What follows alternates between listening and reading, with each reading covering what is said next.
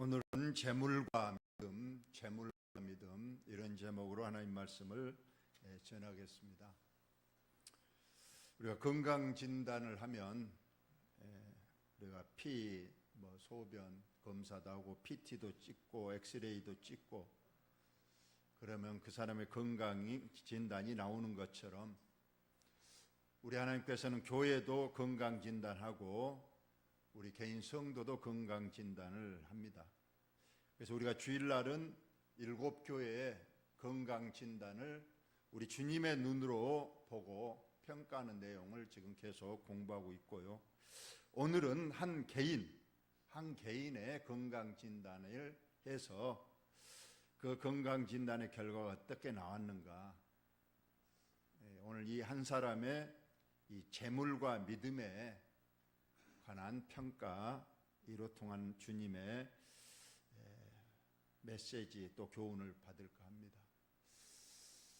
예수께서 길에 나가실 때 예수님은 계속 걸으면서 지금 말씀을 전하시고 병자도 고치시고, 그런데 어느 한 마을에서 이제 지나가는데 한 사람이 달려옵니다. 이게 달려왔다. 뭔 급한 일이 있는 모양입니다. 예수님 앞에 꿇었다. 무릎을 꿇었다. 어떤 간절함이 있었다. 또 앉았다.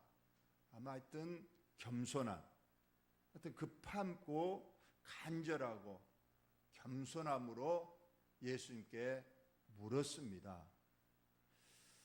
선한 선생님이여, 내가 무엇을 하여야 영생을 얻으리까? 오늘 이 한 사람을 마태복음에서는 한 청년이라고 되어 있습니다. 젊은 사람이다. 누가복음에서는 관원, 공무원이다. 고위 공무원이라고 되어 있습니다. 종합해 보건대 이 사람은 젊은 청년이었고 또 부자였고 또 고위 공직자였다. 그러다 보니까 아마 부와 권력과 젊음을 한 몸에 지닌, 어쩌면 세상적 기준으로 보면 성공한 사람이고 남들이 다 부러워하는 그런 사람이 왜 지금 예수께 달려와서 무릎을 꿇고 지금 묻고 있는가? 주로 예수님께 오는 사람들은 거의 대부분이 현실적 문제를 가지고 예수님께 와요. 병이 고쳐달라든가 혹은 내 현실의 어떤 문제를 가지고 예수님께 어떤 해결을 부탁하려고 오는 것이 일반적입니다. 그런데 오늘 이 사람은 어떤 병을 고치러 온 것도 아니고 자기 어떤 현실적 문제를 가지고 온 것도 아니고 영생의 문제, 어떤 인간의 가장 본연적이고 고차원적인 이런 문제를 가지고 예수님께 와서 물었다고 오늘 했습니다. 실상은 이 사람 같으면, 즉 재물도 많고 권력도 있고 젊음도 있으면 주로 그것이 안주하죠. 지금 현재를 즐기고 누리고 그러지 그 심오한 그런 영생이다, 천국이다 이런 것을 잘 생각하지 않는데, 오늘 이 청년은 좀 달랐어요. 그래서 지금 예수님께 달려 나와서 무릎을 꿇고 심각하게 예수님께 영생의 문제를 이렇게 물었습니다. 어떻게 해야 영생을 얻고 어떻게 해야 천국에 갈 수 있습니까? 이 물음에 예수님께서 내가 계명을 안 하니, 계명은 10계명을 말합니다. 살인하지 말라, 간음하지 말라, 도둑질하지 말라, 거짓 증언하지 말라, 속여 빼앗지 말라, 내 부모를 공경하라 아니었느니라. 물론 10계명 중에서 1계명부터 4계명, 하나님에 관한 계명은 예수님이 생략하시고 5계명부터 10계명까지는 그 사람과 사람 사이에 지켜야 될 그런 5가지 계명을 지켜라, 이렇게 예수님께서 그 청년에게 말했습니다. 그러자 이 청년이 대답이 그가 여짜오되 선생님이여 이것은 내가 어려서부터 다 지켰나이다. 예.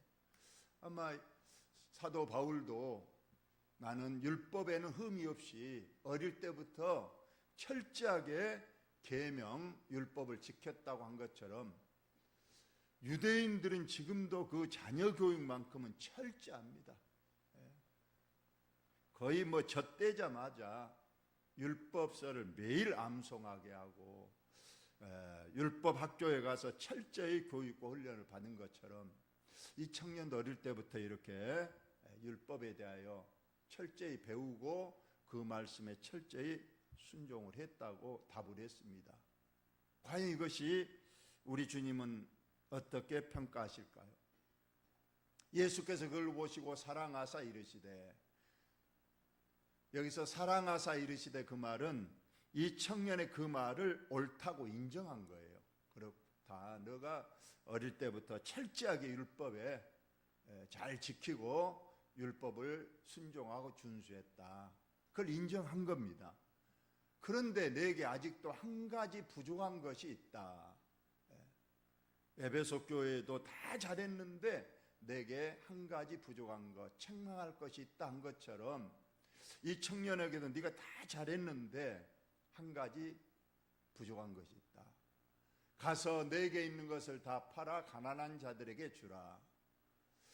다른 말도 아니고 이 청년에게 가장 심오한, 이 청년이 지금 재물이 많은 부자 청년이잖아요. 그래서 예수님은 딱 아셨어요. 이 부자 청년의 믿음을 이제 드러내서 그로 깨닫게 하려면 이것이다 하고 바로 쉽게 말하면 어떤 그 청년의 아킬레스건을 건드린 겁니다. 너 부자지? 그러면 그 재물을 다 팔아서 가난한 자들에게 싹 구제하고 그리고 나를 따르라. 그리하면 하늘에서 보아가 내게 있으리라. 그리고 와서 나를 따르라. 자, 이 말씀에 이 부자 청년은 어떤 잠시 생각을 했겠죠. 또 많은 사람 옆에 있고 예수님도 바쁘시니까 과연 예수님 말씀이 내가 그대로 순종하고 내가 빨리 가서 내 재산 정리해서 다 구제하고 가난한 자에게 나눠주고 빨리 예수님께 와서 예수님을 따르겠습니다. 그 길만이 영생의 길인 줄 알겠습니다. 이랬으면 좋았을 건데 참 결론이 씁쓸합니다.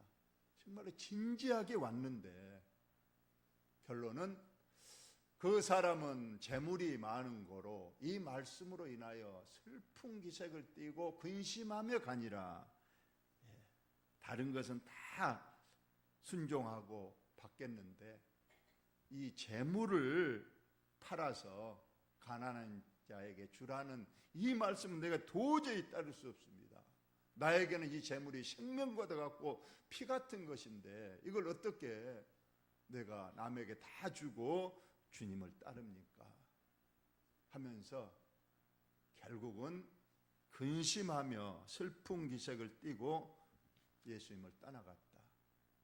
그리고 다시는 예수님께 돌아왔다는 어떤 성경상의 기록도 없는 것을 봐서 그는 영생의 문제를 포기하고 재물과 함께 멸망의 길로 간 것이다. 이런 우리에게 교훈을 주는 좀 씁쓸한 결론인 이런 말씀입니다. 아마 이 청년은 재물을 아주 귀하게 여겼을 거예요. 부자들이 다 그러잖아요. 그래서 재물도 지키고 영생도 얻고 이 두 가지를 다 했으면 참 예수님께서 다른 걸 요구했더라면 분명히 지킬 것인데 이 재물만큼은 도저히 포기할 수 없어요.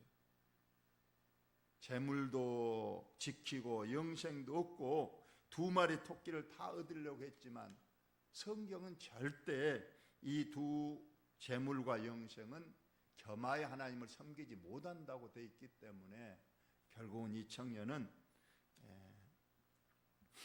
예수님을 떠나갔다고 오늘 결론이 말하고 있습니다. 그런데 이 부자 청년에게 주신 이 말씀으로 인해서 거기에 섰는 사람이나 특히 예수님의 제자들이 깜짝 놀랐어요. 다른 좋은 말씀을 해줘서 그 청년으로 하여금 기분 좋게 가고 좋은 길을 말씀해 주지 않고 너무 쉽게 말하면 너무 무리한 요구를 이 부자 청년에 했지 않느냐. 참 그 청년이 감당할 수 없는 무리한 요구를 했기 때문에 그 청년이 이렇게 가버린 게 아니냐. 상당히 제자들도 놀랐어요. 그래서 오늘 그 뒷얘기, 이 청년은 가버리고 제자들과 함께 나눈 얘기 중에서 오늘 본문의 이 재물과 믿음 혹은 재물과 영생에 관한 문제를 우리 주님이 한 가지씩 주십니다.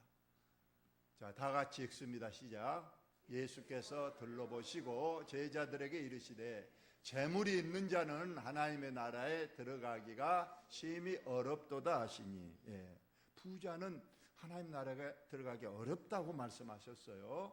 또 계속해서 제자들이 그 말씀에 놀라는지라 예수께서 다시 대답하여 이르시되 얘들아, 하나님 나라에 들어가기가 얼마나 어려운지 낙타가 바늘기로 나가는 것이 부자가 하나님 나라에 들어가는 것보다 쉬우니라 하시니 했습니다.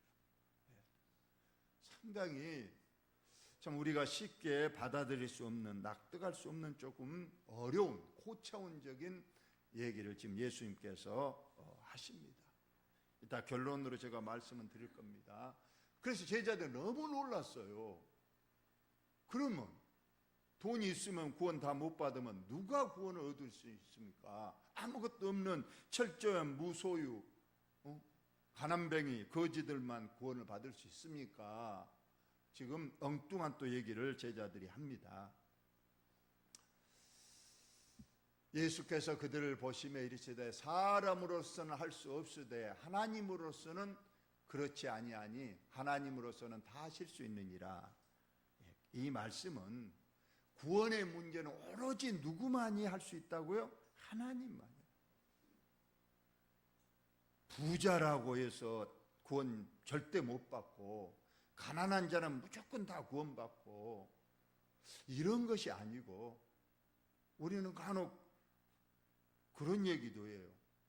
우리나라 복음이 들어오기 전에 사람들, 뭐 세종대왕, 이순신 장군들 참 그때는 복음이 안 들어왔으니까 하나님을 몰라서 안 믿었는데 그들이 그래도 나라와 민족을 위해서 그렇게 희생하고 양심적으로 살고 그랬으니까 천국 같지 않았을까요? 하는 그런 문제를 많이 물어보잖아요. 우리나라 옛날 시대 사람들, 양심적으로 사는 사람들, 우리는 알 수 없습니다. 그것은 하나님만이 아실 수 있는 거예요.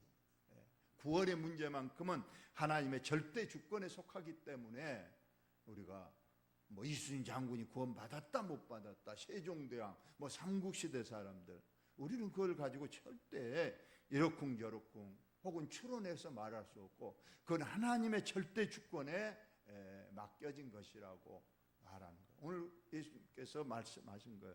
부자, 가난한 자 이런 것들 누가 딱 어떤 뭐 무 자르듯이 구원받고 못 받고가 아니고 하나님이 절대 주권으로 결정할 일이시다. 이렇게 말씀을 하셨습니다. 그럼 오늘 과연 우리 하나님께서는 어떻게 이 재물과 믿음에 대해서 말씀하시는가?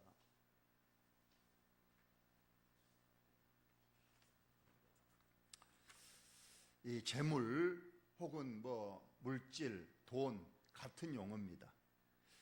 여러분에게 늘 반복해서 묻습니다만 돈, 선입니까? 악입니까? 성경은 돈이 선이라고 말합니까? 악이라고 말한가요? 늘 말했죠. 중립이다, 중립.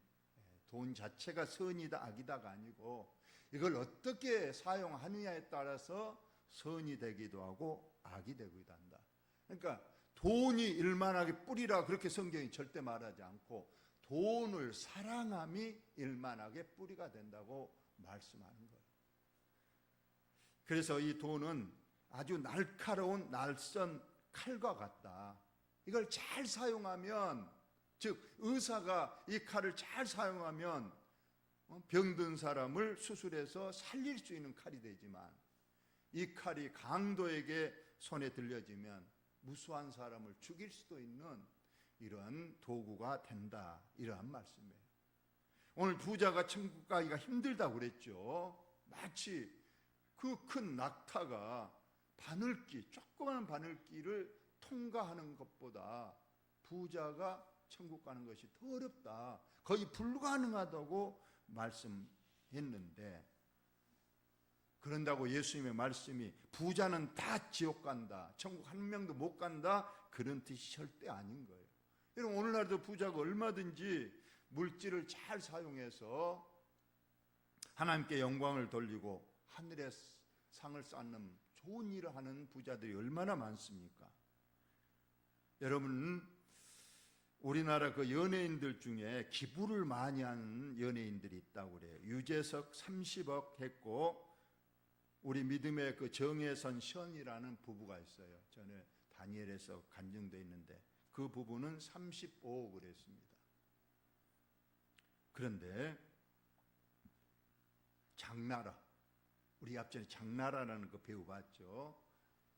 뭐 대상을 받았을 때 보잘것없는 이 사람에게 이 큰 영광을 주신 하나님께 영광을 돌립니다 한 아주 믿음의 그 장나라 그 배우, 얼마 했을까요? 기부 대강이라도 한번 맞춰보시기 바랍니다. 대강이라도 50억. 더 높일 사람 없나요? 예? 100억. 좀 더 높일 사람 없나요? 저도 깜짝 놀랐어요. 130억을 했어. 130억. 야, 그래서 대단하다, 믿음도 좋다더니, 여러분, 돈 있는 사람이 돈 안 아깝겠어요? 그러나 어려울 때마다 조금씩 다 내놓고 한 것이 130억이라고 방송에서, 공영방송에서 밝힌 내용입니다. 이렇게 부자가 다 나쁘고 믿음 없고 그런 게 아니에요. 물론 이 물질이 아까 말대로 선이냐 악이냐 중용이지만은 이것이 굉장히 유혹이 심한 것이어서 이것 때문에 이것이 믿음의 장애물이 되고 걸림돌이 많이 되기 때문에 우리 주님께서 경계하라고 말씀을 하신 겁니다. 그럼 가난한 자는 어쩔까요? 가난한 자는 그럼 천국 가기가 쉽나요? 가난한 자는 다 천국 가나요? 절대 그렇지 않습니다. 가난한 자 중에서도 아주 탐욕이 가득한 사람이 있어요. 또 가난한 사람들이 세상을 악에 차서 불평불만이 크게 달한 사람도 많이 있는 거예요. 그래서 자기가 가난한 걸 뭐 정부 탓으로 돌리고 부모님 탓으로 돌리고 자기의 어떤 무능은 전혀 돌아보지 않는 사람도 많이 있어요. 결론은 믿음의 문제고 하나님이 보시고 하시고 결정할 일이지, 아까 부자는 천국 못 가고 가난한 자 천국 가고 그런 뜻으로 주님이 말씀하신 것은 아니란 걸 우리가 아셔야 되고요. 그러나 이 물질에 대한 상당히 이 유혹의 힘이 큽니다. 우리 이 성경을 한번 다 같이 읽습니다. 시작. 한 사람이 두 주인을 섬기지 못할 것이니 혹 이를 미워하고 저를 사랑하거나 혹 이를 중히 여기고 저를 경히 여기니라. 너희가 하나님과 재물을 겸하여 섬기지 못하니라. 우리 주님이 분명히 말씀하셨어요. 아까 말한 청년처럼 재물도 지키면서 재물의 그 물질의 그 기쁨도 누리면서 또 믿음도 잘 지키고 영생도 가질 수 있는, 여기 보니까 안 된다고 못 박잖아요. 물질에 한번 매어버리면 절대 하나님 보이지 않습니다. 이제 물질은 노예가 돼버리면 그렇다는 거예요. 절대 물질은 수단이지 목표가 될 수 없는데, 물질을 딱 목표로 놔놓고 거기에 이제 끌려다니면 전혀 다른 것이 보이지 않게 돼서 결국은 물질 따라 멸망으로 갈 수 있는 것이 되기 때문에, 저와 여러분은 물질 위에 하나님입니까? 하나님 위에 물질인가요?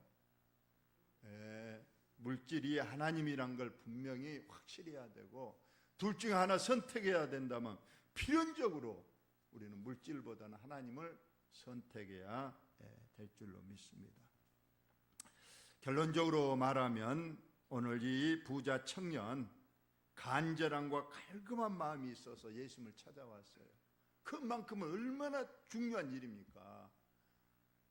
돈 많고 권력 가지고 전문이니까 거기에 안주할 수도 있었는데, 어느 날 아무리 생각해봐도 자기 믿음을 점검해 보니까 지금은 좋지만은 나도 언젠가는 늙어질 것이고 나도 어쩌면은 죽게 될 것인데, 그때 내가 그렇게 원하던 천국을 갈 수 있을 것인가 확신이 없었기 때문에 예수님께 달려와서 무릎을 꿇고 예수님이 이 문제 좀 해결해 주세요 하고 영생의 문제를 물었지만은, 예수님은 너는 물질이 너를 지금 가로막고 있어서 그 물질의 문제를 해결하지 못하면 절대 하나님을 올바로 섬기지 못하고, 단순히 그 계명 지켰다, 뭐 도둑질 안 했다, 부모에게 효도했다, 뭐 간음하지 않았다,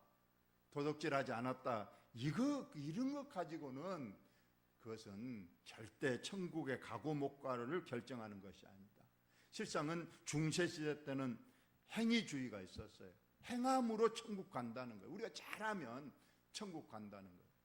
그러나 지금은 아닙니다. 믿음으로 천국 가는 것이고, 믿음이 있는 자는 반드시 그 열매로서 선한 믿음의 행위가 우리의 삶 속에서 나타나야 된다는 거예요. 그래서 저는 늘 제일로 중요하게 생각한 것이 마태복음 25장, 예수님이 종말에 관한 설교 중에 양과 염소의 비유를 특별히 하신 이유가 있을 거라고 생각을 해요. 양과 염소를 구분하는 기준이 뭐였던가요? 거기 보니까 헐벗은 자, 굶주린 자, 갇힌 자, 병든 자, 나그네 된 자들에게 사랑을 베풀고 관심을 가지고 돌봐주는 것, 그것을 예수님께서 귀하게 여기셨다는 말씀입니다. 여러분, 꼭 이 청년이 간절한 마음으로 찾아왔지만 결론은 예수님 말씀에 순종하지 못하고 결국 물질을 따라서 자기 길로 가버리고 만 이 불운한 청년, 저와 여러분에게도 오늘 귀한 교훈이 될 수 있기를 바라고, 저와 여러분도 다시 한번 믿음의 점검을 하시고, 특히 물질에 대한 것, 나는 어떤가? 나는 물질에 대해서 지금 자유로운가? 정말 하나님과 물질 사이에서 나는 가감 없이 어떤 경우에 나는 물질을 버리고 하나님을 선택할 수 있는가 확인할 수 있는 저와 여러분 다 되시기를 예수님의 이름으로 축원합니다. 하나님, 우리 아버지, 오늘 또 부자 청년을 통해서 우리에게 물질